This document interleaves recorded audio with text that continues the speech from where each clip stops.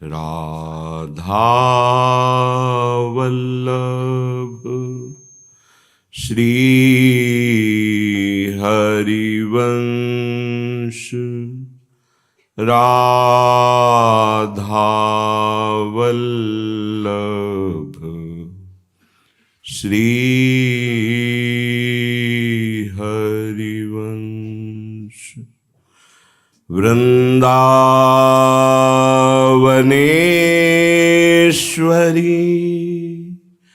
तवैव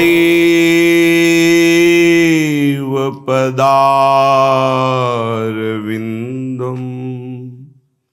प्रेमामृतैकमकरन्द रसौघपूर्णम्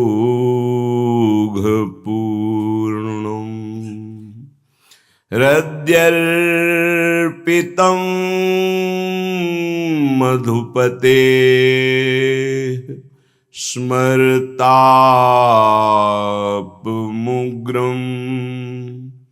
निर्वापयत् परं शीतलमाश्रयामि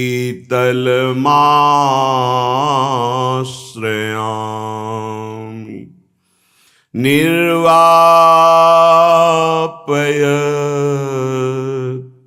परम शीतल माश्रयामि।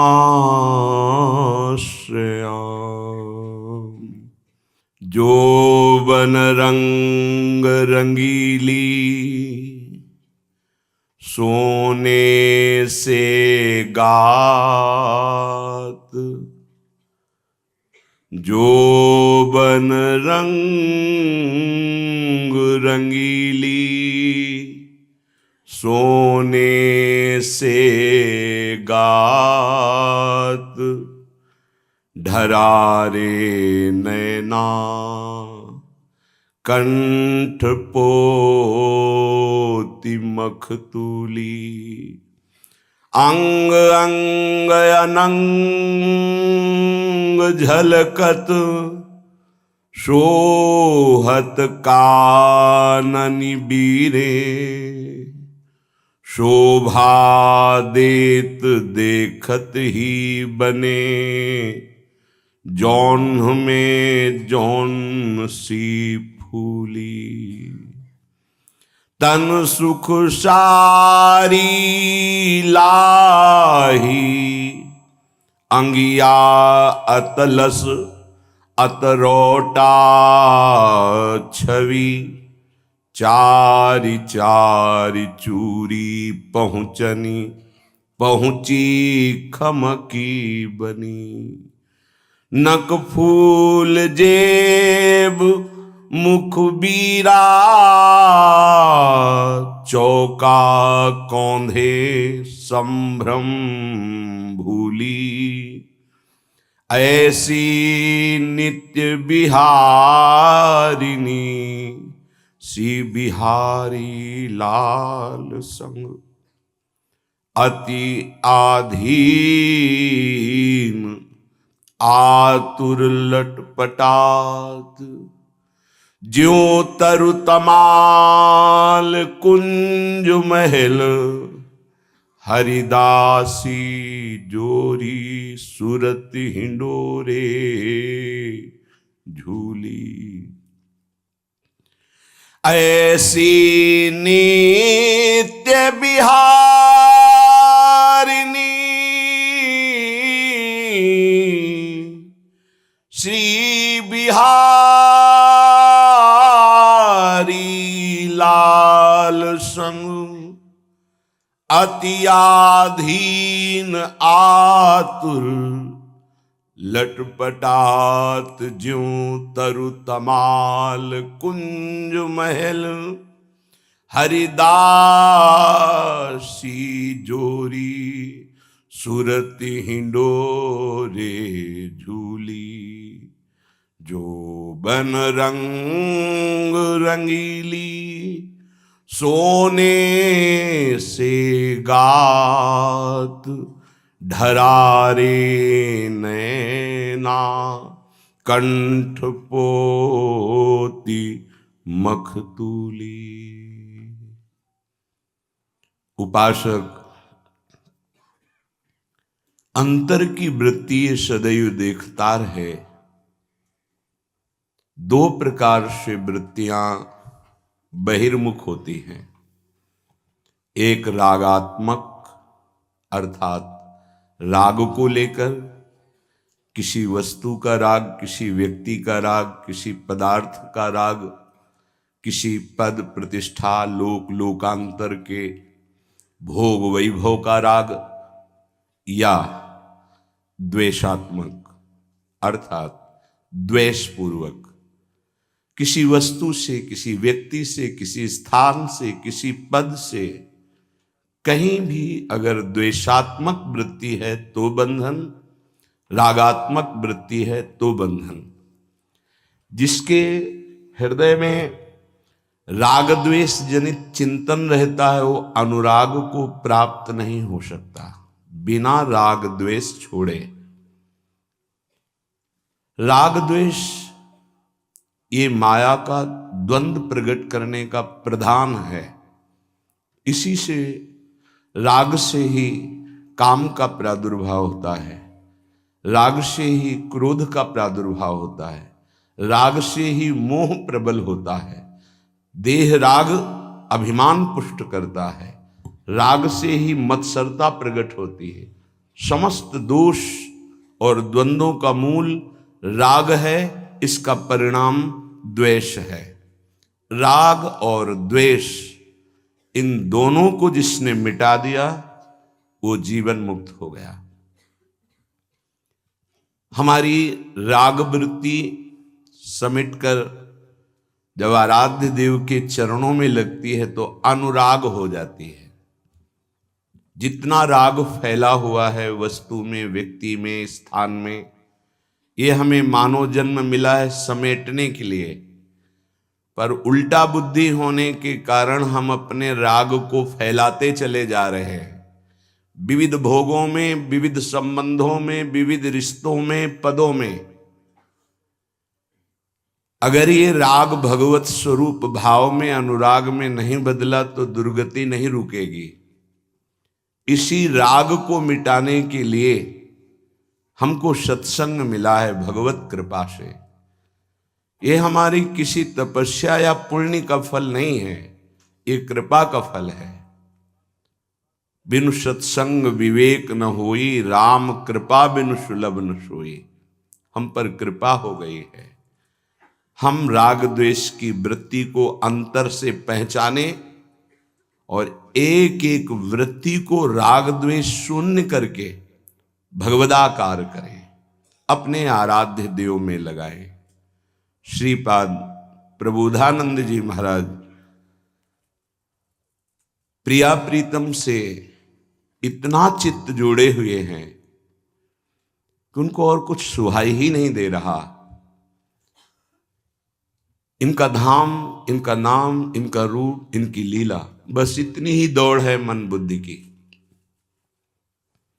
धन्याति धन्य जीवन उसका जिसकी बुद्धि स्थित हो गई है प्रिया प्रीतम के नाम रूप लीला धाम में। संबीत शत कनक पीत पटम निवीत मालो, लसत कनक चंपका चारुदामना, श्री राधाया कनक चारु रुचा मुकुंदम, वृंदावने कनक भूषण वेणुमीक्षे। श्रीपाद कह रहे हैं जो सुंदर जैसे अनंत बिजलियां एक साथ उदय हों ऐसा पीतांबर धारण किए हुए हैं। परस्पर कितना अनुपम अनुराग है युगल सरकार का। प्यारी जू की जैसी अंग कांति वैसे प्यारे जू की पोशाक। प्यारी जू की अंग कांति पीतारुण क्षय मनंत तडिल्लताभाम, पीत और अरुणिमा लिए हुए केशर कांति, और अनंत बिजलियों की सी आभा गौरांगी प्रियाजू के गौरंगों से प्रकाशित हो रही, तो लालजू वैसे ही पीतांबर धारण किए हुए और लालजू की श्री अंग कांति इंद्र नीलमणि की सी, नवीन जलधर की सी कांति, तो प्यारी जू वैसे ही नीलवर्ण का नीलांबर धारण किए हुए है। प्यारे जू श्याम तमाल, तो प्यारी जू स्वर्ण चंपक लता की तरह विराजमान है। आज देख ब्रज सुंदरी मोहन बनी केली, अंश अंश बाहुदय किशोर जोर रूप राशि, मनो तमाल अरुझ रही सरस कनक बेली। मनो नवीन श्याम तमाल में स्वर्ण बेली विराजमान हो, आज देख ब्रज सुंदरी मोहन बनी केली। आज देखो ब्रज सुंदरी प्रियाजू और मोहन श्री लालजू कैसे विराजमान है, कैसी इनकी केली हो रही। श्री स्वामिनी जू श्री लालजू ये समस्त दिव्य भूषणों से विभूषित है। नवभूषण नव मुकुट विराजत, नई नई उरप लेत थोड़ी थोड़ी। अधरों पर लालजू के बंशी जी विराजमान है। लाडली जू कर कमल में नील कमल लिए हुए हैं। जो वृंदावन की सम्यक आराधना करता है वो ऐसे रूप का साक्षात्कार पाता है। प्यारी जू प्यारे जू कहने को दो हैं, दोनों के प्राण एक हैं, दोनों के मन एक हैं, दोनों तत्व एक हैं, तन दो हैं। ये बिना रसिक चरण रज का सेवन किए, वृंदावन की कृपा के बिना ये बात अनुभव में नहीं आ सकती है। प्यारी जू प्यारे जू एक ही तत्व हैं, एक ही दो तन में प्राण हैं, एक ही मन है, एक ही रुचि है, एक ही स्वभाव है, एक ही दृष्टि है, पर तन दो हैं, प्यारी जू और प्यारे जू। प्रीतम किशोरी गोरी, ये रसिक रंगीली जोरी, प्रेम ही के रंग बोरी, शोभा कही जात है। कैसे कहूं उनकी शोभा। ये प्रीतम किशोरी गोरी, रसिक रंगीली जोरी, प्रेम ही के रंग बोरी, शोभा कही जात है। एक प्राण एक वैश, एक ही स्वभाव चाओ, एक बात दूनी के मन ही सुहात है। एक बात दूनी के मन ही सुहात है। एक कुंज एक सेज, एक पट ओढ़े बैठे,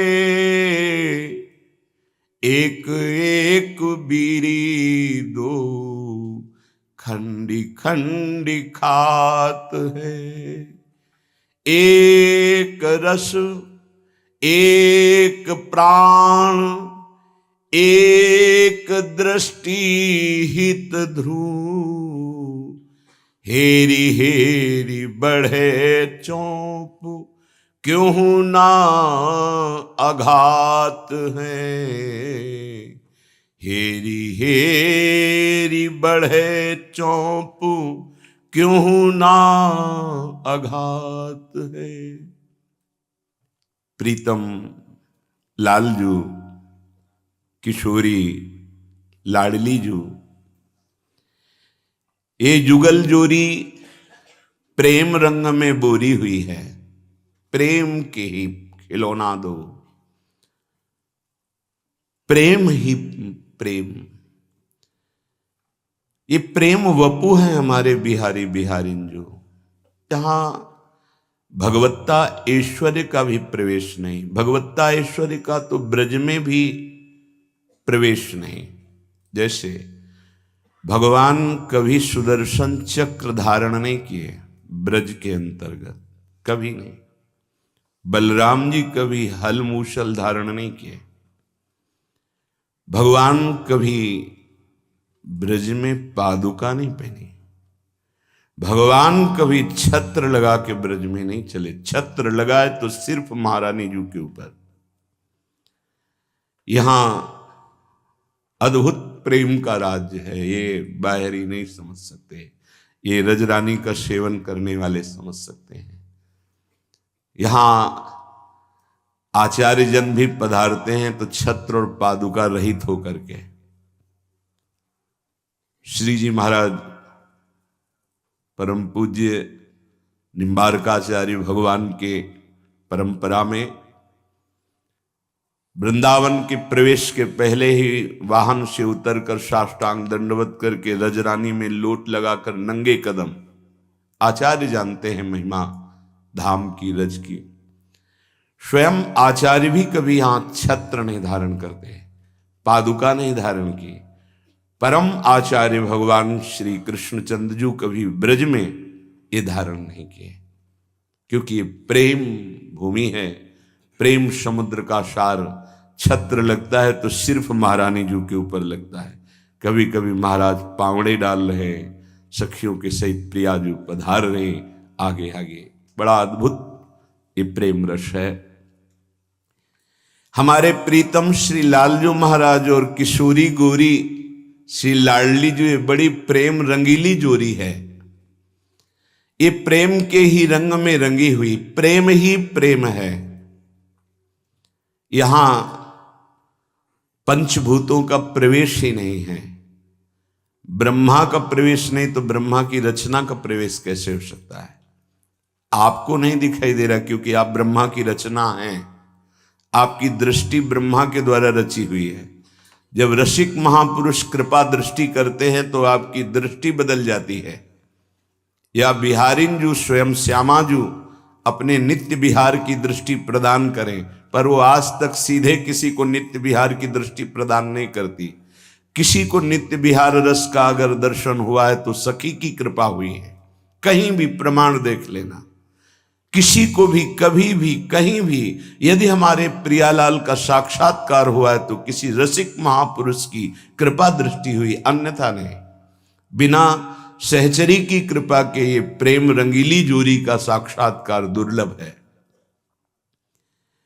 ये हमारी प्यारी जू प्यारे जू एक प्राण एक वैश्य, सदैव प्रभु नौ किशोर रहते हैं भूमंडल में। चाहे जितने वर्ष अवतार लेकर लीला किए हों, चाहे वो सच्चिदानंद मर्यादा पुरुषोत्तम भगवान श्री राम हो या लीला पुरुषोत्तम सच्चिदानंद बपू भगवान श्री कृष्ण हो, ये सदैव नौ किशोर रहते हैं।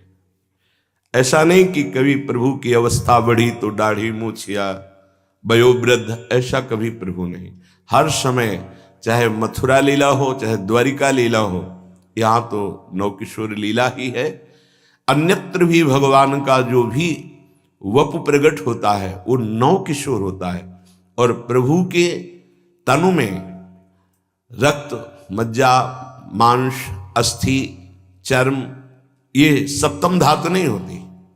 चिदानंद में देह तुम्हारी विगत विकार जान अधिकारी। प्रभु के प्रेम वपु में स्त्री पुरुष जनित चिन्ह नहीं होते। चिदानंद है पर जान अधिकारी, अधिकारी पुरुष जानता है।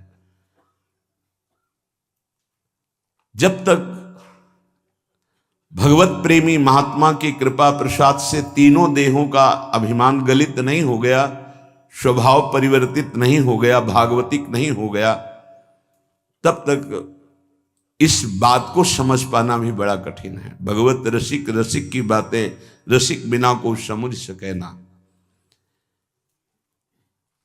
श्री जी ने एक दिन चिंतन में अनुभव कराया कि पूरे निकुंज में एक ही प्राण है, पूरे निकुंज में एक ही मन है, पूरे निकुंज में एक ही रुचि है। आश्चर्य है। यहां तो प्रिया प्रीतम का एक मन है, एक प्राण है, एक रुचि है, पर निकुंज में ही एक मन है। जो प्रियाजू के मन में वही लालजू के मन में वही सहचरी के मन में। कहने को तीन बोला, एक ही है।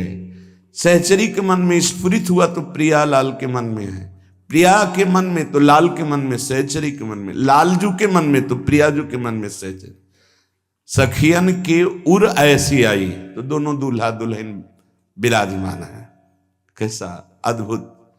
दो मन नहीं, पूरे निकुंज में, पूरे निकुंज में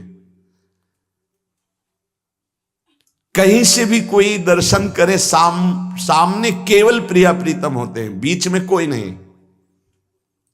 ये प्रियालाल की कृपा से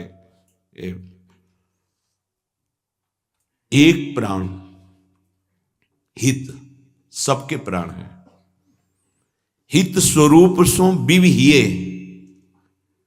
प्रिया प्रीतम के हृदय में हित प्रेम प्राण रूप से स्फुरित हो रहा है। प्रेम, प्रेम वपु प्रेम, तो हित की मूर्ति सहचरी, प्रेम वपु सखी के हृदय में हित, हित प्रेम ही प्राण है, एक प्राण हुआ।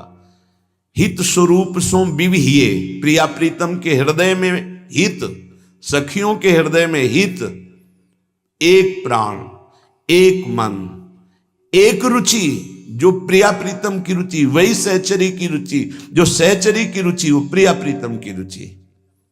एक तन, प्रेम, एक ही तत्व का।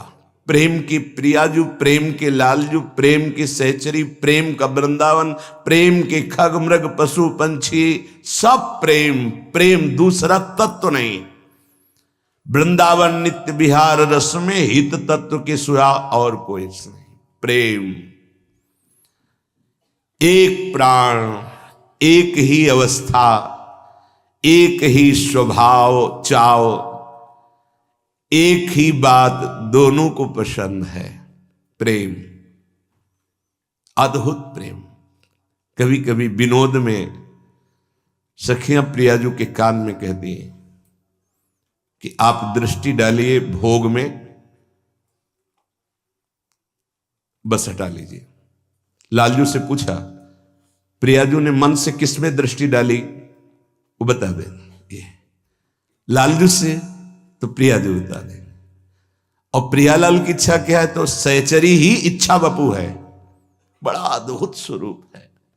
अब ये प्रवचन का विषय तो है नहीं, तो चिंतन का विषय है, पर कृपा से जिस भूमि में बैठे इसके प्रताप से सुनने को मिल सकता है। एक कुंज में कुसुम शैया पर कैसी अद्भुत शोभा। एक ही सेज पर, एक ही कुंज में, एक ही सेज पर एक ही पट युगल सरकार उड़ी हुई, जैसे आपने मंगला में दर्शन कर दे। और दोनों एक एक बीरी खंड खंड, वो उनको पवा के पा रहे, वो उनको पवा। ये प्रेमी जनों का सुख है। इस बात को देख करके सखियों के हृदय में जो अपार आनंद उमगता है, उसी से आशीष देती है। चिरजीवो भूतलिया जोरी, अचला पसार करके। किससे? दैव से। कौन दैव है इनका? इनका दैव कौन है? जैसे श्री लालजू महाराज स्वामी जी महाराज एक पद में वर्णन करते हैं, जब लाडली जो मान धारण करती बहुत मनाते हैं, फिर कहते हैं कि तो फिर हमारा आपका न्याय दैव के आगे पड़ेगा। दैव जानते हो कौन? निकुंज में ललिता जो दैव है, ललिता जू न्याय पर ललिता जू के आगे। कौन ललित? वहां किसी दैव का प्रयोग, वहां किसी दैव का प्रवेश नहीं। बोले हमारा आपका न्याय दैव के आगे पड़ेगा। प्रियालाल के विधान करने वाली विधाता कौन है? सखियां। ब्याहुला में आप पढ़ते होंगे, गाते हैं, कभी चिंतन किया? पूज देवी नेह की दो रति विनोद बिहारही, नेह की देवी तहां पुजाई। निकुंज में देवी पूजन हुआ ब्याहुला के बाद। कौन सी देवी? बोले नेह की देवी। तो कभी विचार किया कि ये कौन सा अवतार है? नेह की देवी कहाँ आई, कैसे आई? वहां निकुंज में निकुंजेश्वरी के गोरे चरणारविंद से बढ़ करके कौन सी नेह की देवी जिनकी पूजा हुई? हित सजनी जो। जैसे दैव श्री ललिता जो, ऐसे नेह की देवी निकुंज में हित सजनी जो। ये प्रियालाल गुरु की कृपा से ये चिंतन, नेह की देवी सखी कृपा कर दिए तो सर्वस्व आपके अधीन हो गया। आप इतना समझ लो। अगर सखी की सामर्थ्य पढ़नी तो गर्ग संहिता में पढ़ना। जब समस्त ब्रह्मांडों के नारायण, देवाधिदेव, ब्रह्मा ये सब पधारते हैं, कोई 1000 मुख वाला, कोई 1000 भुज वाला, नारायण स्वरूप एक सखी प्रकट होती है, कहती गोलोक बिहारी का आदेश, आप ऐसा, आप ऐसा, आप ऐसा। वहां लाइन खड़ी है ब्रह्मा की, वहां लाइन खड़ी है भगवान चतुर्भुज, अष्टभुज, सहस्त्रभुज, ऐसे भगवान विष्णु नारायण की अनंत ब्रह्मांडों के स्वामी उपस्थित होते हैं। ये एक ब्रह्मांड का खेल है, ब्रह्मा विष्णु महेश। ब्रह्मा से परिचय, तुम किस ब्रह्मांड से आए हुए हो, किस ब्रह्मांड के ब्रह्मा हो। जब वो वैभव जानोगे तो पता चलेगा कि सखी की सामर्थ्य कितने हैं। निकुंज विहारणी श्री श्यामा श्याम सखियों के अधीन है। प्रेम की मूर्ति सखियां, इनको प्रेम पोषती है, इनका आहार प्रेम है। और उस प्रेम का पोषण करने वाली सखियों के चरणारविंद की जिनको शरणागति मिल गई, अरे प्रभु के चरणारविंद जब ध्यान में ब्रह्म ऋषियों के झलक जाते हैं तो परमानंद की बाढ़ आ जाती है। वही मूर्तिमान बिहारी जी महाराज और बिहारी जी के हृदय का मूर्तिमान प्रेम बिहारिणी जी, और वो रात दिन उनके श्री अंग की सेवा, इससे बड़ा महासुख और क्या हो सकता है। एक रस एक प्राण एक दृष्टि हित ध्रुव, हेरी हेरी बढ़े चौप क्यों ना आघात है। युगल परस्पर जिस प्रेम में डूबे हुए हैं, तो लाल ललना मिल हियो शिरावत मोर। सखियों का आहार है प्यारी जू का विहार। उसी का गायन करके, उसी का पान करके, त्रपित न मानत नैन कुंज रंध्र अवलोकितन, यह सुख कहत बने न यह जो कृपा हरिवंश की। ये पान, नेत्रों से पान और वाणी से गान, ललिता ललित बजावती बीना, गुण गावती सोई जीवन जीजे। यही प्राण है हम सखियों का। लीला का गायन और लीला का दर्शन। अब दर्शन अपने बस की बात नहीं, ये तो रसिक सखी स्वरूपा गुरुदेव की कृपा कटाक्ष से जिस दिन करुणा दृष्टि से हमारी तरफ देख लिए, उसी दिन पट हट जाएंगे त्रिगुणात्मिका माया के, और निकुंज की शोभा झलकने लगेगी। श्रीपाद प्रबोधानंद जी महाराज कह रहे हैं, श्री वृंदावन कुंज पुष्प शयने वृंदावनाधीश्वरी, शंगा भंगुर काम रंग मधुरो वृंदावनैको दया। वृंदारण्य विचित्र पुष्प विलसन मालादिवेशोज्ज्वलः श्री वृंदावन नागरो दिशतु मे वृंदावने सदृतिम। अद्भुत रंग बिरंगे पुष्पों के गुच्छे लटक रहे हैं, हरित समान लताएं हैं, ये सब दिव्य हैं। किसी की कोई शाखा बड़ी छोटी ऐसा नहीं, अलग अलग कुंजों की शोभा है। और हरित ऐसी कांति है, दर्पण तेजोमयी कांति, जिसमें ध्रुवदास जी ने जो दर्शन किया वो वृंदावन द्युति पत्र की उपमा को कछुना है। जो वृंदावन के लता के पत्ते की जो कांति प्रकट हो रही है, उसकी उपमा में कोई नहीं दे सकता। कहां से दे? ये तो पहले कह चुके कि वृंदावन की लता सम कोटि कल्प तरुणाई, जो देवलोक के कल्प तरु हैं तो ब्रह्मा के द्वारा रचे हुए, और वृंदावन की लताएं प्रेम वपु हैं, वो प्राकृतिक हैं, दिव्य होते हुए भी त्रिगुणात्मिका माया के द्वारा रची गई हैं, कल्पतरु पारिजात। लेकिन वृंदावन की लताएं माया से नहीं, ये प्रेम वपु हैं। एक एक लता जल से नहीं सींची जाती, वृंदावन की जो दिव्य वृंदावन की लता है वो प्यारी जू की प्रेम दृष्टि से सिंचन होती है। उनका पोषण प्यारी जू के स्पर्श से होता है। राधा करा वचित पल्लव वल्लरी के, प्यारी जू जब पुष्प चयन करते करते से दुलार करती तो लताएं झंकृत हो जाती हैं। उनका जीवन संचार, उनकी जीवनी शक्ति प्यारी जू का स्पर्श है, उनका सिंचन प्यारी जू की करुणा दृष्टि से होता है। वृंदावन द्युति पत्र की उपमा को कछुनाहि, कोटि कोटि बैकुंठ हो ते सम कहे न जाए।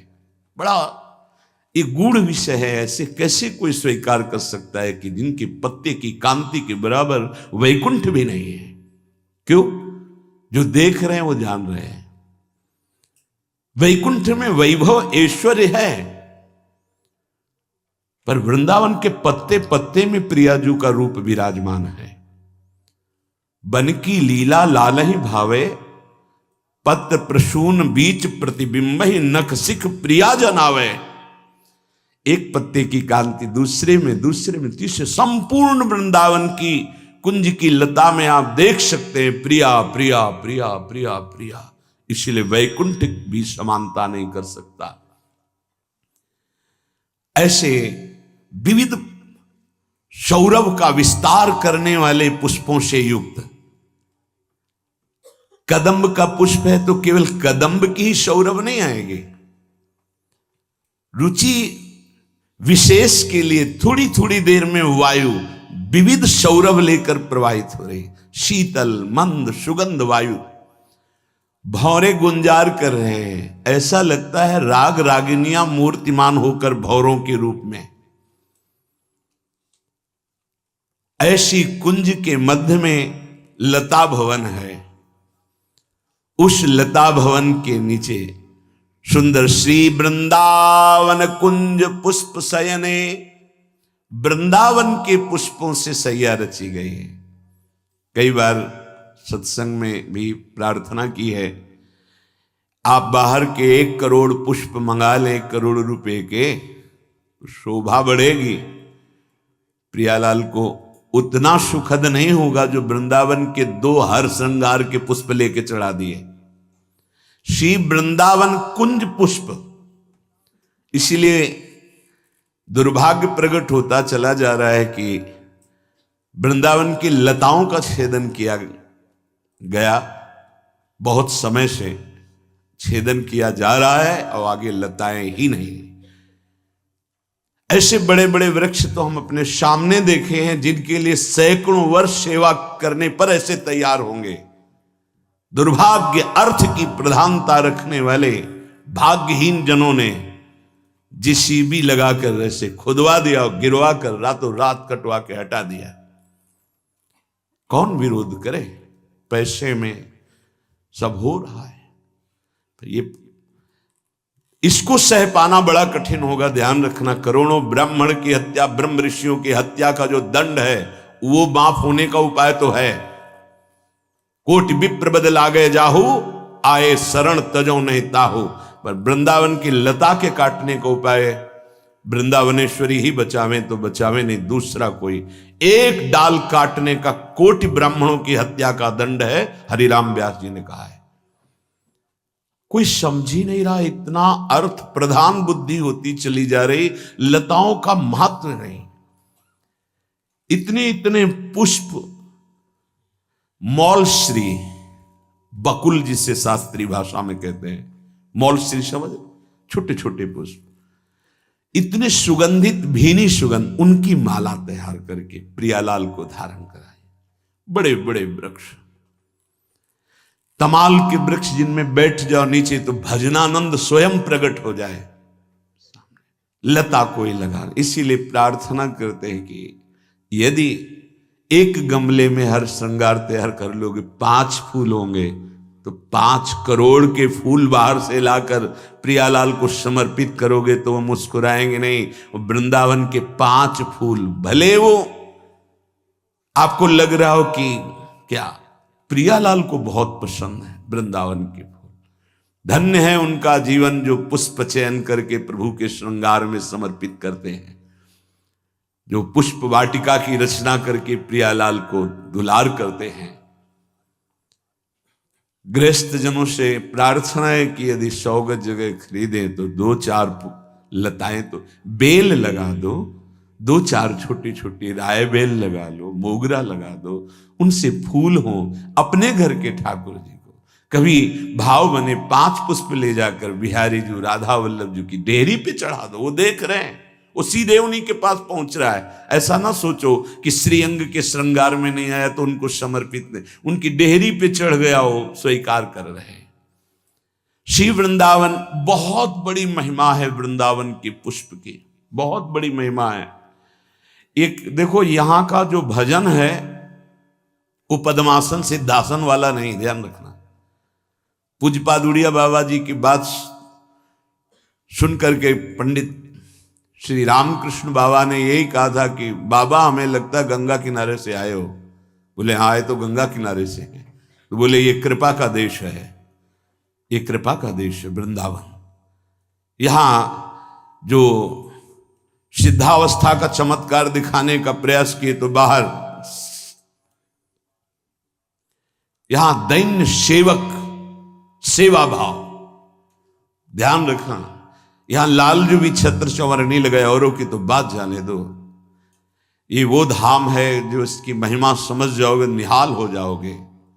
एक पुष्प की कोई छोटी लता, 4 पुष्प केवल निकले उसमें, और वो अपने नाम सेवा में आप अर्पित किए। वो श्री जी की 4 पुष्प की सैया लगा दी, निहाल हो गए तुम। विश्वास करो, विश्वास कर लीजिए।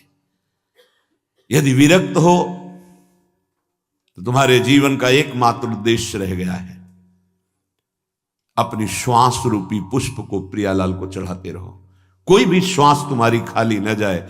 अब तुम बाहरी अपने चिंतन को मत फैलाओ कि हम जमीन खरीदे, हम बगीचा लगावें, हम ऐसा करें। नहीं, अब हम अपनी श्वास, अपना जीवन अलग अलग मार्ग का स्वरूप है। अब हम अपने जीवन को प्रियालाल के चरणों में समर्पित करके सब कुछ भूलना चाहते हैं, केवल उनकी सेवा और उनका स्मरण, बस। यहां का जो रहस्य है वो सेवा है। इष्ट की सेवा में जिसकी रुचि पैदा हो गई वो निकुंज में पहुंच चुका, बस पर्दा हटना शेष रह गया। ध्यान रखना, बिल्कुल पहुंच चुका है। अगर आपको श्री जी की तनिक भी कहीं सेवा धाम की मिली, किसी कोने में सोहनी लगा देते हैं, आप अहोभाग्य है, धन्य भाग है। ध्यान रखना, स्वयं हरिवंश महाप्रभु याचना करते हैं, मुझे वृंदावन की कुंज की सोहनी बना दो या सोहनी लगाने वाली बना दो। आज हम इतने देहाभिमानी हैं कि हम सोहनी लगाने में समझते हैं कि हमारी इज्जत घट जाएगी। अरे भाई, आचार्य चरण कह रहे हैं मार्जनी श्याम, या तो सोहनी बना दो या अपने आंगन की सोनी लगाने वाली, ये वृंदावन की। कल बड़ा सुख मिला जब किसी उपासक ने बताया कि पूज्य श्री टटिया स्थान के महाराज जी अपने कर कमल से ठाकुर जी, मोहिनी ठाकुर जो ललित मोहिनी ठाकुर विराजमान है, उनके सामने स्वयं सोनी लगाते हैं। अच्छा लगा, हृदय चरणों में लोटा। हाँ, हमारे रस की यही उपासना की पद्धति है, दैन्य भाव से। कितनी अनन्य निष्ठा, एक सीमा में बांध दिया। पूरे वृंदावन की तो बात जाने दो, उस घेरे के बाहर नहीं। क्या मन को मारने का आचार्यों ने स्थापन किया है, टटिया स्थान के घेरे से बाहर नहीं। जरा विचार करो विरक्त उपासक, वृंदावन सीमा के बाहर जाने की तो बात जाने दो, टटिया स्थान के घेरे से बाहर नहीं। जो वहां प्रधान सेवा पद में विराजमान है, जो आचार्य गद्दी पर विराजमान है, वो सेवा पद ही है, बिहारी बिहारी जी का सेवा पद है। हम अपने बड़ों से शिक्षा लेते हैं। एक मन को सीमा में रोक पाना, आप कैसी बात करते हैं? एक सीमा, आप वृंदावन की निष्ठा लेके देखो, वो केवल वहीं की निष्ठा, तृतीय स्थान के बाहर नहीं जाना।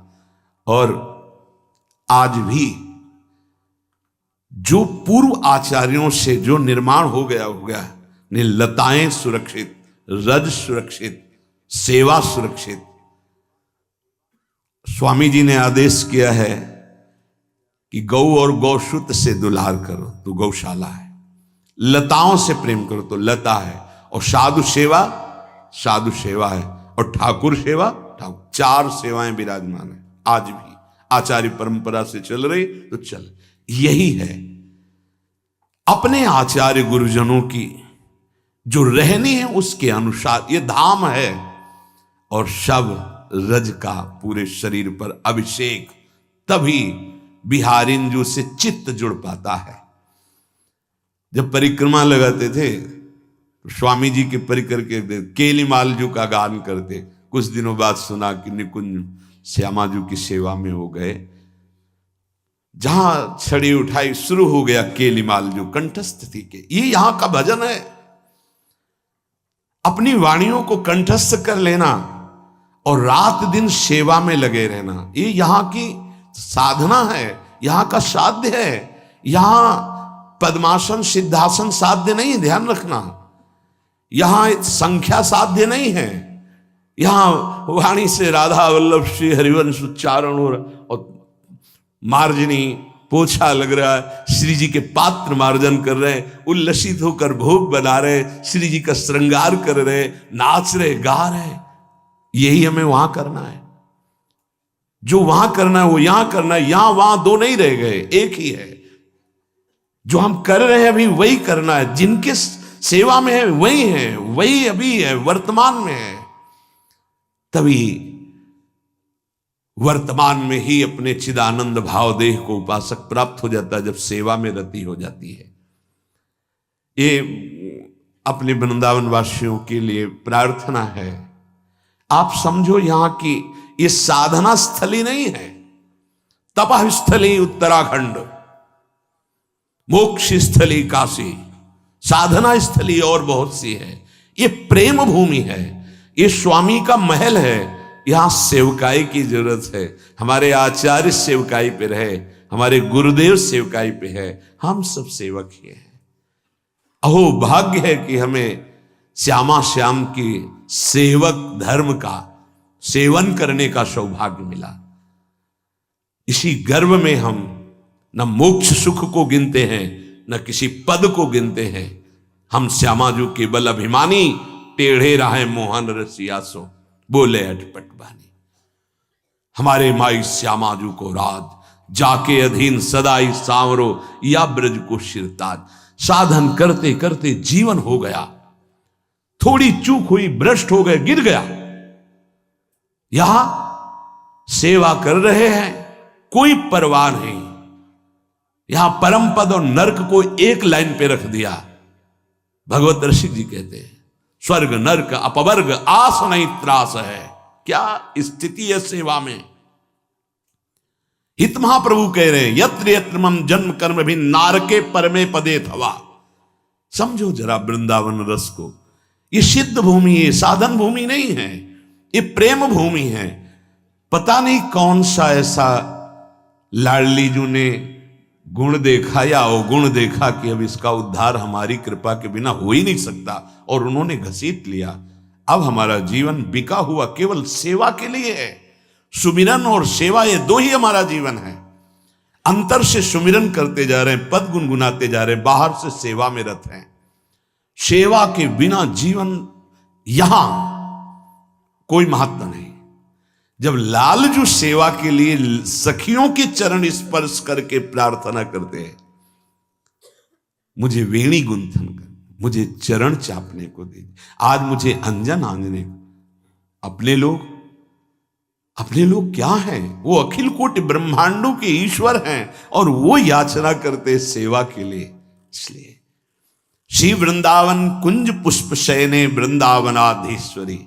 कैसा सुख मिलता है जब बिहारी जी के सामने जो डलियां लगती थी, रात्रि में जब लौटते थे तो वहां से पुष्प की भिक्षा मांगते थे, और जो पुष्प, कोई एक गुलाब का फूल, कोई 4 राय बेल ऐसे दे।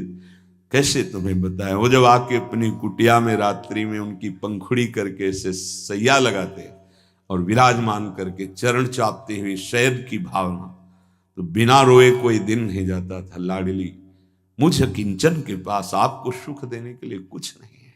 कैसे, कितना कृपा प्रसाद होता है जब अव्यवस्था से चित्त सेवा में जुड़ता है। अव्यवस्था से, व्यवस्था में तो गर्व होता है कि है ना, 56 भोग लगा सकते हैं, और उस समय जब कुछ नहीं, श्रृंगार जैसे बना, कभी वस्त्र नहीं, पोशाक श्री जी की नहीं, कभी नहीं हुई। ऐसे ही छे एक कटोरी में ऐसे रज की जब मिश्री ऐसे रख के ना, और फिर जब ये भावना बनती भोग की क्या, तब असली भोग लगता आंसुओं से कि प्यारी जू मुझ गरीब किंचन के पास आपको भोग पवाने, भोग लग गया। ये वृंदावन धाम है, सेवा प्रधान जीवन। जितना आपको सेवा मिलती जा रही, मतलब स्वामिनी जी स्वीकार करती जा रही हैं। आप ध्यान रखना, पूज्य उड़िया बाबा जी ने कहा है, भजन करना कठिन है, पर भजन हो सकता है, पर सेवा नहीं हो सकती। सेवा अत्यंत कठिन विषय है। सेवा से सेव्य को अधीन किया जाता है। भजन करने से फल मिलता है, लेकिन सेवा सेव्य को अधीन कर लेती। अधीन, ये बहुत बड़ी बात है। श्री वृंदावन की कुंजों से पुष्प चयन करके सखियां नहीं, स्वयं लालजू भी कहते हैं। श्रीमद चतुराशी जी, बहुविध रंग मृदुल किशलयदल निर्मित पिय सखी सेज। पिय प्रियतम रंग बिरंगे सुंदर पुष्पों को पीतांबर में चयन करके लाते हैं। नवीन नवीन कोमल जो कोपले निकली हुई हैं उनको चयन करके लाते हैं। बहुविध रंग मृदुल किशलय दल निर्मित पिय सखी सेज। बहुविध, जैसे अशोक का नया कोमल पत्ता निकलता है तो अरुणता लिए हुए वो एकदम हरित कोमल उनकी शैया की रचना करते हैं। बहुविध रंग मृदुल किशलय दल निर्मित पिय सखी सेज। भाजन कनक विविध मधुपूरित धरे धरनी पर हेज। फिर तापर कुशल किशोर किशोरी करत हास परिहास। कभी सखियां सैया की रचना करती, कभी लालजू सैया की रचना, और कभी प्रियालाल। दोनों नवल नागर किशोर मिली। कुंज कोमल कमल दलन सिज्या रची। कभी दोनों खेल खेल में सैया की रचना करते। प्रिया प्रीता सखिया देख रही, मुस्कुरा रही। इनकी प्रवीणता, बड़ी प्रवीणता से नील कमल कैसे प्रियाजू कहां विराजमान कर रही, और स्वर्णिम कमल श्री लालजू कहां कहां विराजमान कर रहे। सखिया आनंद मगन हो रही। ये वृंदावन है। यहां का राग रंग जब हृदय में चढ़ेगा तो उन्मत्तता छा जाएगी। ये बड़ा आसो रस है, मादक रस है। इस रस में ही स्वामी जी महाराज हित जो महाराज हरिराम व्यास जो महाराज डूब कर डुबोने आए हैं, वो डूबे हुए सखियां हैं, हमें डुबोने आए, बस डूब जाओ। इनकी अधीनता और परिचर्या, आचार्य अधीनता, सखियों की अधीनता और उनकी पद्धति के अनुसार परिचर्या। बाहर कोई नहीं जानता इस रस की पद्धति को। यहां वेद का भी प्रवेश नहीं है। वेद का प्रवेश तो प्रेम स्फुरण में ही निषेध हो जाता है। वेदान्नपि सन्न्यस्ति, देवर्षि नारद जी, वेदान्नपि सन्न्यस्ति, वहां वही सन्न्यस्ति हो जाता है। यहां तक कि त्रिगुणातीत अवस्था के लिए भगवान ने गीता जी में कह दिया, त्रिगुण विषया वेदा निस्त्रिगुण भवा अर्जुन, वेदातीत तो वहां बोल दिया। फिर ये निकुंज प्रेम, यहां वेद का शासन नहीं, यहां सहचरियों का। जो वो बोले, वो जिसे वेद नेति नेति कहता है, उसे सहचरी पत्रावली कर रही। जो रस नेति नेति श्रुति भाक्यो, ताकोते अधर सुधारस चाख्यो। जब वहां सहचरियों का प्रवेश, वहां सहचरियों का अधिकार, और वहीं सहचरियां हमें पहुंचाने के लिए घसीटा। हम क्या जाने इस रस को, अपने कौन जानता है इस रस को। अब हमको अनन्य हो जाना है। प्यारी जू प्यारे जू की सेवा मिले तो समझ लो कि पास बन गया है। ललचाना चाहिए सेवा के लिए, मांगना चाहिए सेवा प्यारी जू प्यारे जू से कि हमें सेवा चाहिए आपकी। बिना सेवा के हमारा जीवन ऐसे अधूरा जा रहा है। यहां तप का, यहां साधना का, यहां और किसी का उतना महत्व नहीं। ये महल है, यहां टहल का, कुंज महल की टहल सुख तो दंपति संपत्ति पाई है। अहो भाग्य यदि आप 5 मिनट चंवर लेकर ऐसे कर, अहो भाग्य। यदि आप मोर पंख लेकर के श्री जी के साथ, अहो भाग्य। आप व्यजन कर रहे हैं, आप पोछा लगा रहे हैं, आप भोग मनिया कर रहे हैं, आप सजा रहे हैं, श्री जी का श्रृंगार कर रहे हैं, आप पोशाक संभाल रहे हैं, आप सिंहासन रचना कर रहे हैं। हो गया, आप वर्तमान में सखी हैं। आप आगे देख लीजिएगा, स्वरूप प्रकाशित होने में देर नहीं, उसकी चिंता आप ना करें। आप सेवा की चिंता करें। सेवा जो सही टाइम पर, ये विशेष ध्यान देने की बात, सेवा के समय का उल्लंघन ना होने पावे। सेवा में खास बात होती, मर्यादा होती। अगर हमारी श्री जी की सेवा का समय है कि इतने बजकर इतने मिनट में भोग लगना है, तो उतने बजकर उतने मिनट में ही भोग पधरा दिया जाएगा। प्रगट सेवा हमारी है, हम भावना में डूब सकते हैं। सेवा में एक क्षण का विलंब नहीं। सेवा हमारा जीवन है, हमारा आधार है। सेवा कैसे त्रुटि हो गई, सेवा में त्रुटि कैसे हो गई? नहीं नहीं, कभी नहीं, जीवन में नहीं। अगर हम लेट कर सकिल कर वहां तक पहुंच सकते हैं, तो हम ऐसे शरीर की अव्यवस्था में भी उनकी पत्रावली करना चाहेंगे, और पत्रावली करते ही प्राण छूट जाए, हम ऐसा ही चाहेंगे। सेवा से बढ़कर यहां का जो धर्म है, कैसी भी परिस्थिति में हो, सोचो आप, रोज राधा वल्लभ लाल की सेवा करके उत्थापन किया संध्या का, और मान सरोवर रोज पैदल महाप्रभु हरिवंश चंद्र जो जाते, वहां मान लाडली की सेवा करके मानसिक सेवा पहुंचा, फिर आकर के राधा वल्लभ लाल जी का शयन भोग, शयन आरती। आचार्य स्वयं सेवा प्रधान, इसलिए उपासक सेवा पर पूरी दृष्टि। ये सेवा भूमि है, हम महल में रह रहे हैं, हमारी आराधना टहल है, सेवा है। ये जो नहीं समझते, नहीं समझते। एक पुष्प आपने वृंदावन की किसी लता से उतार कर श्री जी को चढ़ा दिया, इसके समान हजारों वर्ष की तपस्या नहीं, विश्वास मान लीजिए। क्योंकि तपस्या का एक फल होगा, और इसमें प्रिया जो मुस्कुरा देंगी, इसका क्या फल होगा? मेरी लाडली जो प्रसन्न हो गई, इसका क्या फल होगा? आप दर्पण दिखा रहे हैं श्री जी का, ऐसे श्री जी को ये जो पद आपको मिला दर्पण दिखाने का, जानते हो? इसके लिए लाल जो हाथ जोड़कर श्री जी को पान की बीड़ी पाया, एक उगार के लिए से भावना किए हुए खड़े हैं, पीकदानी लिए हुए। समझते हो? ये लाल जो प्रार्थना करते हैं, ये वृंदावन निज महल है, इसकी भावना को समझा जाए। श्रीपाद कह रहे हैं, एकमात्र वृंदावन प्रेम रस उसी के हृदय में प्रकाशित होता है जो श्यामा श्याम की सेवा। वृंदारण्य विचित्र पुष्प विलसन मालादि वेशोज्वला, सुंदर सुंदर पुष्पों को गूंथ रही हैं, सुंदर सुंदर मणियों को गूंथ करके माला बना रहे, आभूषण बना रहे, श्रृंगार बना रहे। अहो भाग्य! जैसे देखते हैं कि सखियां ऐसे विराजमान हो जाती है और विराजमान होकर के मणियों की माला, पुष्पों की माला, पोशाक की रचना। अहो भाग्य! धन्याति धन्य, सच्ची मानना, निहाल हो गया तुम्हारा जीवन, निहाल, तुम्हारे हाथ धन्य हो गए, तुम्हारा जन्म लेना धन्य हो गया, सार्थक हो गया तुम्हारा शरीर। ये किस काम का?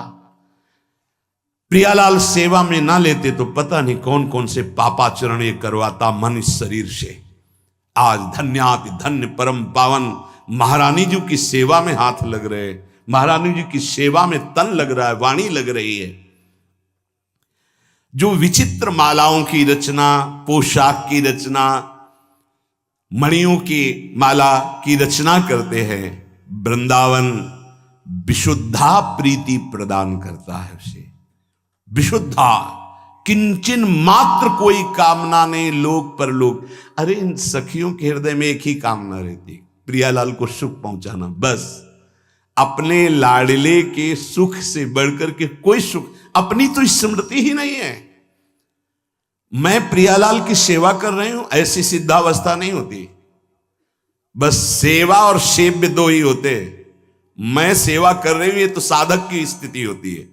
जो परिपक्व सिद्धावस्था होती है, मैं सेवा कर, ये विस्मृत होता। केवल सेव्य और सेवा दो की ही स्मृति रहती, सेवा और सेव्य, इसके अलावा नहीं।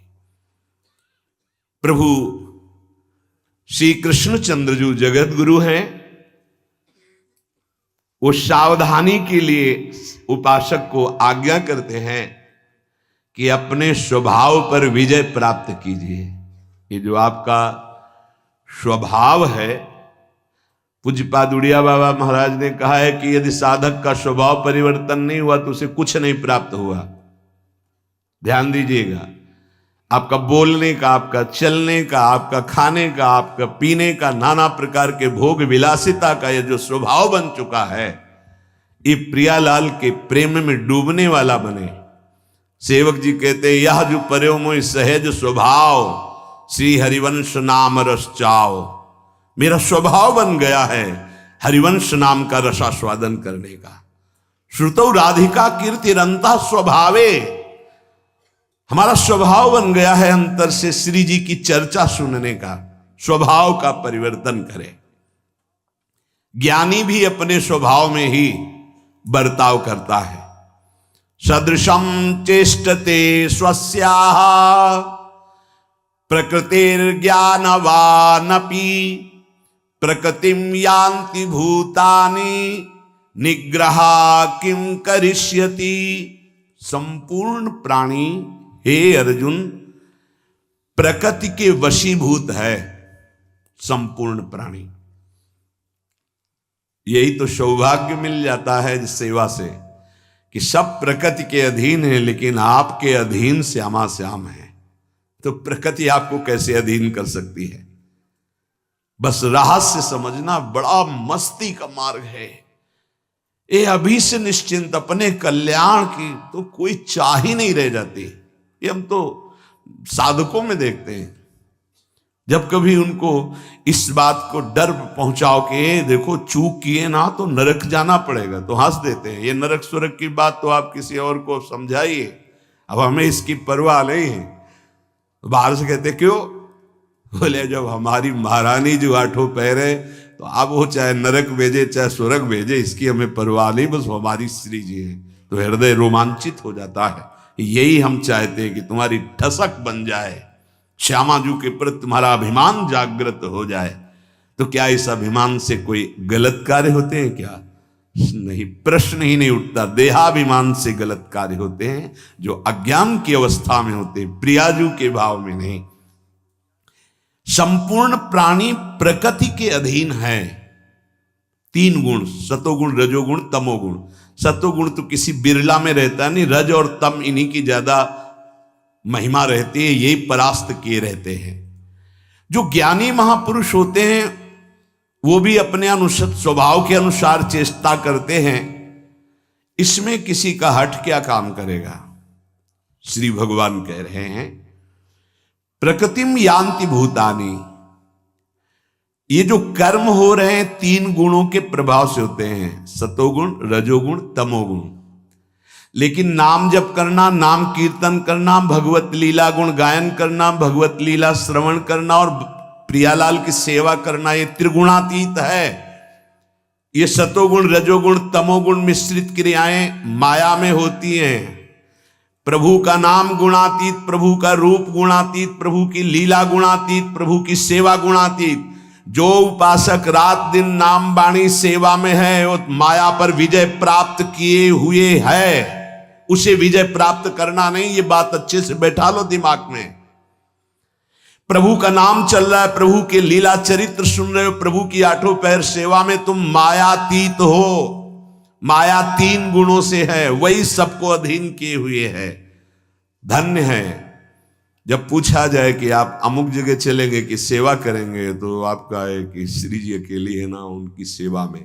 और जब ये हम सुनेंगे तो हमारी छाती फूल जाती है। धन्य है तुम्हारी आसक्ति ऐसे ही दिन पर दिन हमारी लाडली जू के चरणों में बढ़ती रहे। सब कुछ भूल जाओ। हम कैसे प्रिया जू को छोड़, उनको पंखा कौन करेगा, उनको शयन कौन कराएगा। चिंता, ये अंदर पीड़ा। अभी तो हमारी श्री जी को जल पवाना है, अभी तो श्री जी को, आपकी चिंता अंदर ये बन गई ना, काम हो गया। ये माया जब अधीन जिन हृदयों को की होती है उसे अपनी चिंता होती है। मैंने क्या खाया, मुझे क्या खाना है, मुझे क्या भोगना है, मुझे क्या देखना है, क्या सुनना है। देखना है, सुनना है, सूंघना है, स्पर्श करना है, भोगना है, यही क्रियाएं माया करवाती है। मुझे करना है। आपको क्या करना है, श्री जी को क्या दिखाना है, श्री जी को क्या पवाना है, श्री जी को क्या सेवा, ये आप माया मुक्त। प्रकृति आपको अधीन नहीं कर सकती। दो प्रकार के स्वभाव प्रकृति पैदा करती है, राग और द्वेष। राग और द्वेष से युक्त हुआ बार बार जन्म और मरण को प्राप्त होता है। और ना ये राग है ना द्वेष, ये सेवा क्या है, अनुराग। सिद्धांत को समझिए। भगवान कह रहे हैं कि राग द्वेष पूर्वक जितनी क्रियाएं, सब क्रियाएं माया राग द्वेष पूर्वक ही करवा रही है। स्वभाव अशुद्ध हो जाता है और उसका उद्धार होना मुश्किल हो जाता है। जिसकी राग द्वेष जनित क्रियाएं, ये प्रिय है, ये अप्रिय है। प्रिय अप्रिय, इसी में पूरा विश्व बंधा हुआ है। प्रभु कह रहे हैं कि जो राग द्वेष रहित हैं उनका स्वभाव ब्रह्ममय हो जाता है, शुद्ध हो जाता है। लेकिन जो सिद्ध महापुरुष हैं वो अपने स्वभाव के अनुसार ही बर्ताव करते हैं। जैसे कोई बंगाली भाषा जानता है और उसने भजन करके परिपक्व अवस्था प्राप्त की, तो केवल बंगाली भाषा ही बोल पाएगा। अब उसे को बड़े सिद्ध हो उर्दू बोलो, सिद्ध हो तो अंग्रेजी बोलो, सिद्ध हो तो नहीं। सिद्ध अवस्था का मतलब है अब उसकी वृत्ति केवल ब्रह्माकार है। यहां सिद्ध का मतलब तुम सिद्ध हो तो बताओ दाहिनी मुट्ठी में क्या है, बाईं मुट्ठी में क्या है।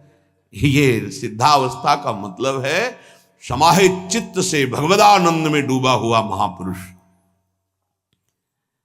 जैसे लोभी पुरुष सावधान होकर के रुपया कमाने में लगा रहता है कि कहीं घाटा ना लग जाए, ऐसे जो साधक सावधान होकर रात दिन सेवा भजन स्वाध्याय सुमिरन, तब वो राग द्वेष पूर्वक जो क्रियाएं होती उन पर विजय प्राप्त करके सिद्ध होता है। कभी जीवन में समय का उल्लंघन करना साधक को बर्दाश्त नहीं होता। ये समझो, जो समय दिया गया उसके 10 मिनट पहले जाने की कोशिश करे। साधक का अभ्यास ऐसा होना चाहिए, ऐसा कभी नहीं। जैसे लोभी पुरुष सावधान रहकर कहीं कोई घाटा न लग जाए ऐसे निरंतर कमाई करता है अर्थ की, ऐसे साधक वही सिद्ध होता है जो भजन, सेवा, वाणी चिंतन, रात दिन वही परिपक्व होता है। खाली बैठना। कल किसी उपासक से कह रहे थे कि तुम जवान हो, इस समय कमाई कर लो, बुढ़ापे में नहीं होने वाला। आपने अगर स्वभाव बना लिया ना उद्दंडता का, भजन में मन नहीं लग रहा इधर उधर, तो ऐसे ही प्रपंच आपका सिद्ध होगा बुढ़ापे में। यही प्रपंच बुढ़ापे। और अगर बना लिया स्वभाव भजन का तो मस्ती छा जाएगी, देख लेना, मस्त हो जाओगे, निहाल हो जाओगे। जो सावधानी पूर्वक साधक भजन में लगता है वो शीघ्र ही माया पर विजय प्राप्त करके स्वभाव को शुद्ध कर लेता है। भगवान कह रहे हैं स्वभाव में ये दोष, राग और द्वेष बना रहता है, इसी को हमें छोड़ना है, स्वभाव शुद्ध करना है। जड़ प्रकृति के द्वारा रचे हुए जितने पदार्थ हैं कोई निर्दोष नहीं, सब मायामय है। सब में दोष है, आसक्ति पैदा कर देगा। कोई भी पदार्थ वो आसक्ति पैदा, कोई भी भोग आसक्ति पैदा करता है। इसलिए साधक कभी किसी को दोष वृत्ति से त्यागता नहीं, गुण बुद्धि से स्वीकार नहीं करता। शास्त्र प्रमाणित कर्तव्य कर्म करता है और शास्त्र त्याज्य है तो इसलिए उसको त्यागता है। न उसका राग पूर्वक ग्रहण होता है न द्वेष पूर्वक त्याग होता है। ध्यान रखना, द्वेष पूर्वक त्याग नहीं होता और राग पूर्वक ग्रहण नहीं होता। वो शास्त्र और गुरु की आज्ञा के अनुसार ग्रहण करता है और त्याग करता है। उसका राग द्वेष से कोई संबंध नहीं होता। सदसम चेष्टते स्वस्या प्रकृतिर ज्ञानवानपि। अंतःकरण में सबके राग द्वेष होता है पर सिद्ध पुरुष के नहीं। पूज्य श्री उड़िया बाबा जी ने इसे वर्णन किया कि राग द्वेष 3 प्रकार का होता है।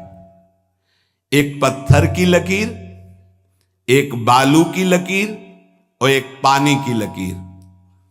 जो संसारी मनुष्य है वो राग द्वेष पत्थर की लकीर की तरह खींचता है उसके हृदय में।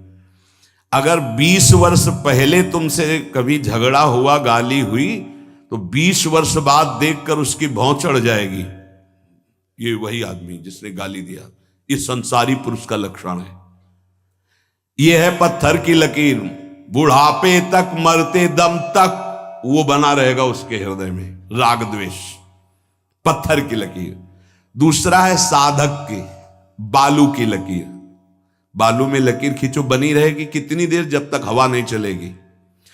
बालू की लकीर है साधक की, उसमें राग द्वेष होगा पर बालू की लकीर जैसा। थोड़ा सत्संग की हवा चली, विवेक की हवा चली, बराबर हो गया। प्रवीण साधक मिनट 2 मिनट, घंटा 2 घंटा तो बहुत ही मंद साधक होगा।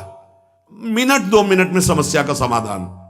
अंदर जो जलन पैदा हुई तुरंत विवेक के द्वारा संभाल करके वो अपने आप के राग द्वेष रहित कर लिया।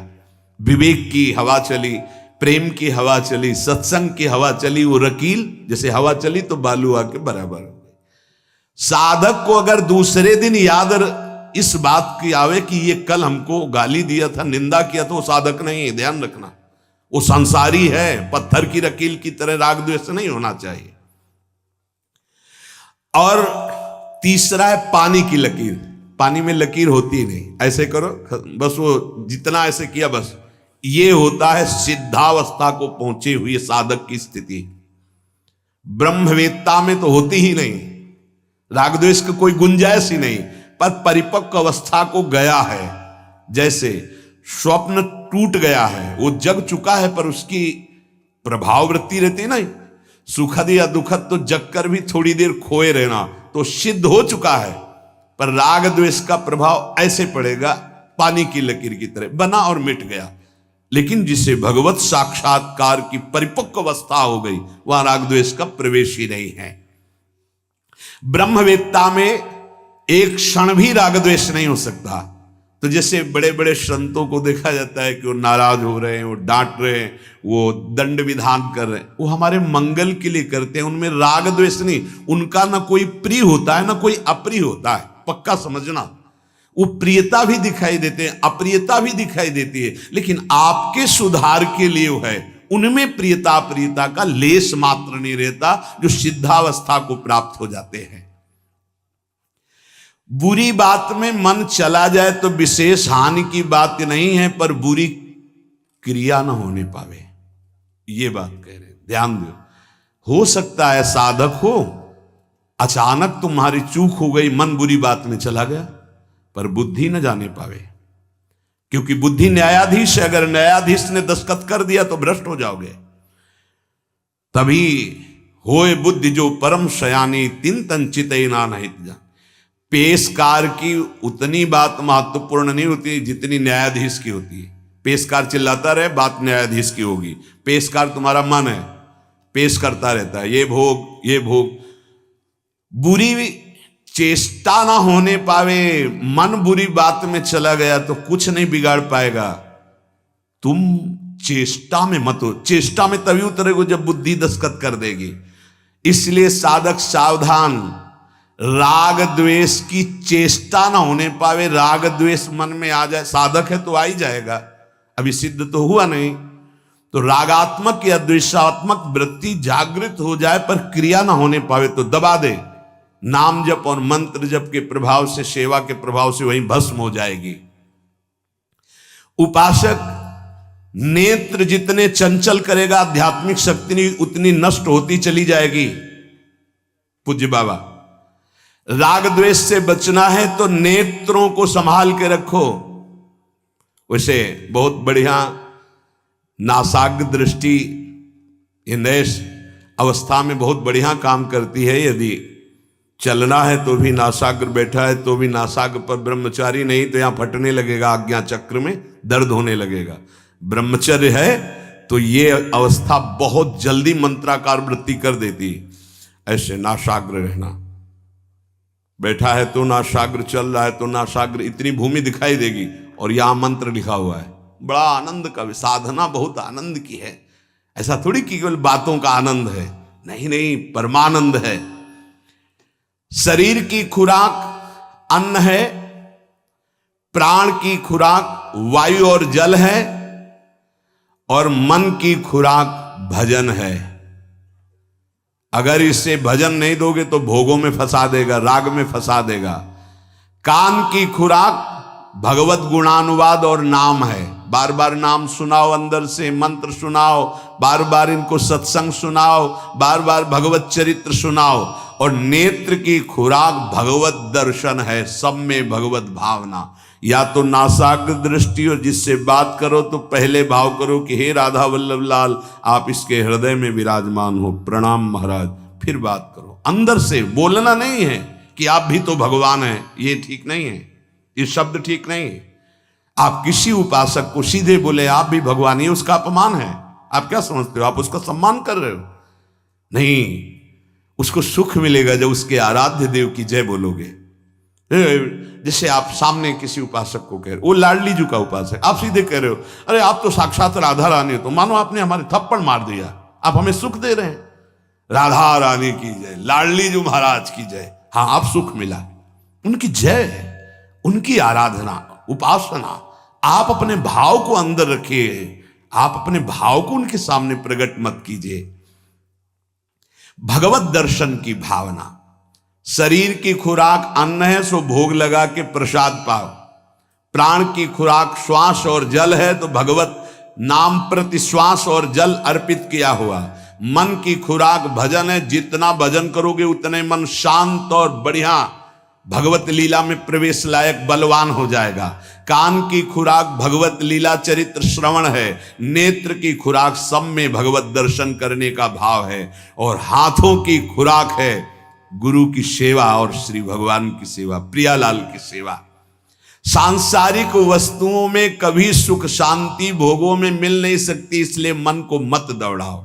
श्री भगवान कह रहे कि ये राग द्वेष जो संसारी पुरुषों में पत्थर की रकील, साधकों में बालू की रकील और सिद्धों में जल की रकील जैसा, इसलिए साधक जितनी जल्दी हो सके किसी से राग द्वेष हो तो मिटा दो। मिटाने का उपाय सिद्ध उपाय पक्का। जिसके प्रति राग हो या द्वेष हो, दोनों को मिटाने का उपाय, अनुभूत उपाय, सिद्ध उपाय। मेरी लाडली, मेरे प्रभु, मैं अधम जी हूं, आपको ना देख करके बाहरी क्रियाओं को देखकर राग द्वेष करता हूं, क्षमा करो प्रभु। ये अंदर से, और उसके चरणों में प्रणाम करो, जिसके प्रति राग द्वेष है, खत्म हो जाएगा। आप देख लेना, अनुभूत उपाय, सिद्ध उपाय, इसके सिवा कोई उपाय नहीं। जब हम किसी व्यक्ति को देखेंगे, क्रियाएं देखेंगे, स्वभाव देखेंगे, गुण दोष देखेंगे, राग द्वेष होगा। और जब कारण तत्व को देखेंगे तो राग द्वेष रहित हो जाएंगे। सब कर परम प्रकाशक, परम कारण, कारण श्री हरिवंश भनम। सेवक जी महाराज कह रहे, अपने आचार्य गुरुदेव को सबके हृदय में देखें। श्री भगवान कह रहे, जिनके हृदय में राग द्वेष है उनकी बुद्धि खराब हो गई। जैसे गाड़ी है, किसी की खराब हो जाए तो उसको फिर वहां पहुंचाते जहां गाड़ी ठीक होती। तो जहां आप बैठे हो ना, यहां गाड़ी ठीक होती है। ये राधा केली कुंज में जो सत्संग हो रहा है ना, ये राग द्वेष में बिगड़ी हुई गाड़ियों को यहां सही किया जाता है। राग द्वेष से सब बिगड़ी गाड़ियां हैं। ये खोपड़ी राग द्वेष में ही गुण। अरे कितना राग द्वेष नहीं, ऐसा स्वभाव हटाओ। कह रहे जिनकी गाड़ी खराब हो जाती है तो मोटर को सुधारने के लिए दो उपाय हैं, या तो खुद ठीक कर ले मैकेनिक हो जल्दी से, और या फिर मोटर कारखाने में पहुंचा दे। तो ये अशुद्ध बुद्धि हो गई, ये इसमें राग द्वेष हो गई, ये खराब हो गई है। तो या तो स्वयं आप इतने विवेकवान हो कि ठीक करो जल्दी से राग द्वेष, और या फिर कारखाने पहुंचा दो, गुरुदेव की शरण में हो जाओ। ये कारखाने वाला ज्यादा अच्छा है, क्योंकि हम जिससे ठीक करना चाहते हैं वही ठीक नहीं है तो कैसे ठीक होगा। कुछ तो शुद्ध होना चाहिए, पूरा सिस्टम ही खराब हो चुका है। बुद्धि, मन, इंद्रियां, ये सब माया के पार्षद हैं, सब गंदे हो चुके हैं भोगों में। तो हमें तो लगता है कि ज्यादा इंजीनियर न बने, गुरुदेव के पास पहुंचा दे कारखाने में, वो ठीक कर देंगे। क्योंकि हम घंटों लगे रहेंगे, पता नहीं कौन सा कनेक्शन कहां से बिगड़ा हुआ, और वो पुराने इंजीनियर हैं अनुभूत, वो ठीक कर देंगे। दो चार हथौड़े इधर उधर मार करके कनेक्शन फिट कर देंगे। नहीं तो ये राग द्वेष जो है, बहुत बहुत विचित्र राग द्वेष। सही पूछो, जब गुरुजनों की कृपा देखी जाती है तो बाद में पता चलता, वर्तमान में तो आग लगती, जलन होती, क्योंकि राग द्वेष के कनेक्शन को जलाया जाएगा। गुरुजनों की कृपा के बिना हमें लगता है गाड़ी ठीक होना, समझा जाता कि हम बड़े इंजीनियर है, पर जब कारखाने गाड़ी पहुंचती है तब सही होती हो। हम समझते सही हो, जहां चली तो खिंचखिंचा के फिर खड़ी हो जाती है। किसी वस्तु का राग, किसी व्यक्ति का राग, किसी द्वेष, ये चलता रहता है पूरे जीवन चलता रहता है। जैसे दो साधक चल रहे हैं और उनकी बुद्धि का सुना उसको, अरे भाई अब शुरू, ये बिगड़ी गाड़ी है, बिगड़ी गाड़ी। सुना है क्या आज प्रियालाल कैसे बात कर रहे थे, ये ठीक गाड़ी है। प्रियालाल से बिलक कोई वार्ता हो, मत समझ लो बुद्धि हमारी बिगड़ गई बुद्धि। ये परमार्थ का यहां अध्यात्म की चर्चा हो रही, ध्यान रखना। अगर प्रियालाल के सिवा किसी के भी विषय की बात करने की इच्छा हुई तो तुम्हारी बुद्धि बिगड़ रही है, कारखाने पहुंचाओ, गुरुदेव के कारखाने में जा क्या किया जाता है, गाड़ी समर्पित कर दी जाती है, चाबी समर्पित कर दी जाती है। कब आए, बोले 5 दिन बाद आना। यहां पूरे जन्म के लिए देना, क्योंकि अनंत जन्मों से बिगड़ी गाड़ी है। आए नहीं और जाए नहीं, आना जाना दोनों मिटता है, ना आना ना जाना, आवागमन से मुक्त होना है। तो क्या करना है, चाबी पकड़ा दिए, ये लो, अब आप इसे ठीक कर दो। हमारे बस की तो बात है नहीं, हौ हार्यो करी जतन, विविध विद अतिशय प्रबल अजय। अब आप ठीक करो महाराज। और ये पक्के इंजीनियर हैं, पक्का ठीक कर लेते हैं, पक्का। खूब अनुभव की बात है। जहां अपने कनेक्शन नहीं समझते थे कि यहां कनेक्शन करना है और कनेक्शन दूसरी जगह जोड़े थे, वो फट से 1 मिनट में कनेक्शन काटा और जोड़ दिया और गाड़ी चल पड़ी। ये है, हम गुरुदेव की शरण में चले जाएं तो हमारी ये जीवन की मोटर कार राग द्वेष रहित हो जाएगी, बहुत बढ़िया सही मार्ग में चलने लगेगी। जिसकी बुद्धि में सांसारिक भोग और संग्रह का महत्व है, बहुत ध्यान देने योग्य बात कह रहे हैं, जिसकी बुद्धि में सांसारिक भोग और संग्रह का महत्व है, वो चाहे जितना बड़ा विद्वान क्यों ना हो, उसका पतन अवसंभावी है। जिसकी बुद्धि में भोग और संग्रह का महत्व नहीं है, वो चाहे काना पढ़े हो, भगवत प्राप्ति निश्चित है। ये बढ़िया गाड़ी और बिगड़ी गाड़ी का कह रहे हैं। चाहे जितना विद्वान हो, भोग और संग्रह में महत्व बुद्धि है, उसका पतन निश्चित है। बिल्कुल कुछ नहीं आता, गुरु कृपा पात्र, लेकिन भोग और संग्रह में रुचि नहीं, निश्चित भगवत प्राप्ति है। ऐसा मनुष्य बिल्कुल विद्वान ना भी हो तो वो अध्यात्म की ऊंचाई पर विराजमान हो जाएगा। कारण कि उद्देश्य भोग और संग्रह ना होकर जब केवल गुरु आज्ञा पालन होता है तो गुरु कृपा से परमात्मा अनुभूति हो जाती, मोक्ष मूलम गुरु कृपा। और जब विद्वता का अहम होता है और भोग संग्रह पे महत्व होता है तो भाव, विचार, कर्म आदि उसकी अध्यात्म उन्नति में बाधा खड़े कर देते। उसका भाव, उसका विचार, उसकी उन्नति में, अध्यात्म उन्नति में बाधा खड़ा कर देते हैं। अतः साधक को सर्वप्रथम परमात्मा प्राप्ति के उद्देश्य से गुरुदेव का जब वर्ण किया तो इस उद्देश्य की सिद्धि के लिए राग और द्वेष से रहित होने के लिए अपने कर्तव्य कर्म को गुरुदेव की आज्ञा से चलावे। आप जो आज्ञा करेंगे वही, यही है मुक्त होने का उपाय। जो आज्ञा होगी, जैसे मैं वैसे चलूंगा। या तो प्रकृति के वश में हो जाओ या गुरुदेव के वश में हो जाओ, दो ही हैं। या तो माया के वश में हो या गुरुदेव की आज्ञा पे। साधक को चाहिए कि गुरुदेव को आदर्श सामने रखकर कर्तव्य कर्म करे। आदर्श भगवान का उपदेश और महापुरुषों के आचरण, ये दोनों मिलने चाहिए। अब यहां गुरुदेव की परीक्षा, कैसे गुरुदेव होने चाहिए जिनको जीवन समर्पित करना है। जहां मोटर कार अपनी कारखाने में खड़ी कर देनी, चाबी दे देनी कि सुधार दो, तो यहां गुरुदेव के आचरण और भगवान के उपदेश दोनों मिलने चाहिए। ये परीक्षा है। गुरुदेव वर्ण करने के पहले हमको ये देखना है इतना बस कि जो भगवान ने आदेश किया है, महापुरुषों के लक्षण वर्णन किए हैं, शास्त्र सिद्धांत वर्णन किया है, वो आचरण में होने चाहिए।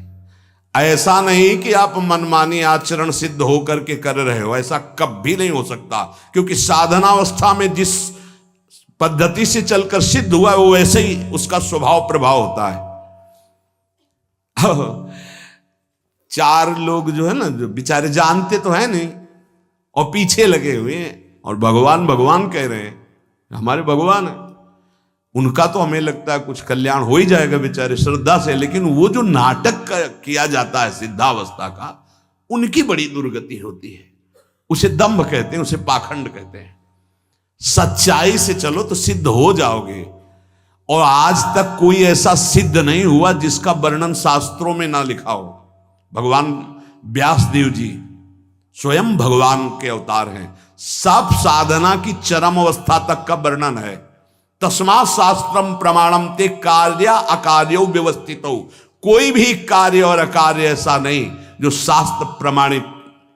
अब शास्त्र से बिल्कुल बिलग तो नहीं मानना है, चाहे वो 7 बांस के ऊपर बैठा हो, ध्यान रखना। प्रकृति के वश हो लो या गुरुदेव के वश हो लो। प्रकृति के वश हो गए दुर्गति है, गुरुदेव के वश हो गए सदगति है। अब जिन गुरुदेव के वश में होना है वो आदर्श कैसे होते हैं? तो बोले भगवान का सिद्धांत और गुरुदेव के आचरण दोनों मिलने चाहिए। जो भगवान ने वर्णन किया है वही आचरण गुरुदेव में मिलने चाहिए, जिनका हम गुरुदेव रूप से वर्णन कर रहे हैं। भगवान का सिद्धांत और गुरुदेव के आचरण, ये बहुत अमृतमयी बात है। कोई भी ऐसा आचरण नहीं होता सिद्धों का जो भगवान के आदेश से अलग हो। हमारे ब्रजमंडल में एक से एक भगवत प्रेमी सिद्ध महापुरुष हुए, गंगा किनारे एक से एक ज्ञानियों को सिद्ध देखा, पर कुछ भैया ऐसे सिद्धों के दर्शन अब होते नगद नगद, जो हमने कभी नहीं सुने, कभी देखे नहीं, कभी पढ़े नहीं, कभी नहीं पढ़े, कभी देखा नहीं, कभी सुना नहीं। कलयुग भगवान की नई सिद्धों की सृष्टि हुई है, कलयुग भगवान ने किया है। भगवान है सर्व सामर्थ्यशाली, प्रणाम है उनको भी। लेकिन हमारे आदर्श कौन होंगे? जो शास्त्र में लिखा है वही, जिनके आचरण वही हमारे आदर्श होंगे, अन्यथा नहीं। प्रणाम है सबको, नमस्कार है। नित्य प्राप्त परमात्म तत्व का जिसको अनुभव हो गया है, उसके आचरण कभी विपरीत नहीं होते। धर्म विपरीत, शास्त्र विपरीत आचरण नहीं होते।